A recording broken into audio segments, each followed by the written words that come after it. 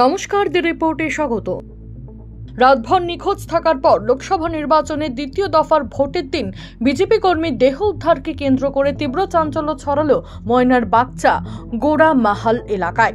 মৃতের নাম দীনবন্ধু মিদ্যা, ওই অঞ্চলের বাসিন্দা। পরিবার সূত্রে খবর, বাড়ির পাশে একটি অনুষ্ঠান দেখতে গিয়ে নিখোঁজ হয়ে যান দীনবন্ধু। অবশেষে তার পরিবারের লোকজন গতকাল ময়না থানাতে নিখোঁজের অভিযোগ দায়ের করতেই তদন্তে নামে পুলিশ।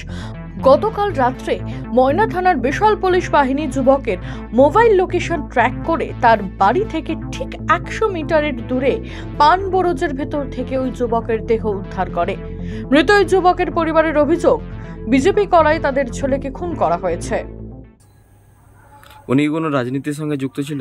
তার তো 18 বছর বয়স, তো এখন তার ভোটার কার্ডের নাম উঠেনি, সে রাজনীতিতে যাবে কি করে? কাউকে সন্দেহ করছেন কোনো বিষয়ে?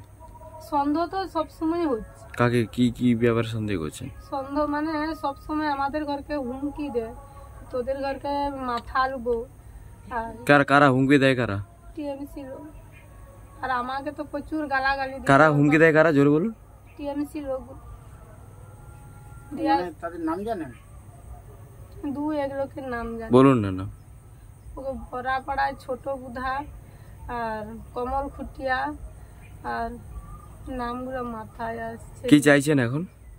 আমার ছেলের খুনি যেমন আমি ধরতে পারি, আমার ছেলেকে যেমন করে মেরেছে যেমন তাদেরকে যেমন ওরকম করে মারে। যদিও তৃণমূলের বিরুদ্ধে ওঠা সমস্ত অভিযোগ অস্বীকার করেছে তৃণমূল।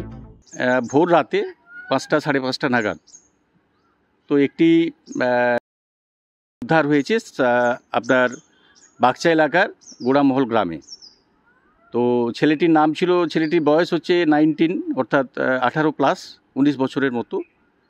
তা ছেলেটি দেহ একটি বরজ থেকে, ওই নাম ছিল দীনবন্ধু মিদ্যা, পিতা সুধাংশু মিদ্যা। তো পাশাপাশি একটি বরজ থেকে তার দেহ পুলিশ উদ্ধার করেছে। এটা নিয়ে নিশ্চিতভাবে আমি দলের পক্ষ থেকে বলবো, তৃণমূল কংগ্রেসের পক্ষ থেকে, যে এই বিষয়ে দল একেবারেই জড়িত নয়, বা দলের কোনো স্থানীয় নেতা কর্মী সমর্থক কেউই জড়িত নয়। কিন্তু বিষয়টাকে নিয়ে রাজনৈতিক রং চড়ানোর চেষ্টা চলছে। তো আমি যতদূর জেনেছি যে ওই ছেলেটির সাথে কোনো একটি স্থানীয় মেয়ের সাথে তার ভালোবাসার সম্পর্ক ছিল, পরে ব্রেকআপ থেকে এই পরিণতি হয়েছে। তো আমি বলবো যে ইলেকশন কমিশনের আন্ডারে পুলিশ কাজ করছে, তো পুলিশ নিরপেক্ষভাবে তদন্ত করুক, যে বা যারা দোষী তার শাস্তি হোক, এটা আমি দলের পক্ষ থেকে চাইছি। এবং এই ব্যাপারে যতটুকু সাহায্য সহযোগিতার দরকার আছে নিশ্চিতভাবে আমরা করব। মদন মাইতিদের রিপোর্ট, পূর্ব মেদিনীপুর। জয় হিন্দ। সমস্ত খবরের আপডেট জানতে লাইক করে সাবস্ক্রাইব করুন দ্য রিপোর্ট চ্যানেলটি। সেই সঙ্গে বেল বাটন প্রেস করতে ভুলবেন না। আপনাদের একটা সাবস্ক্রিপশন আমাদের জন্য অত্যন্ত মূল্যবান। জয় হিন্দ।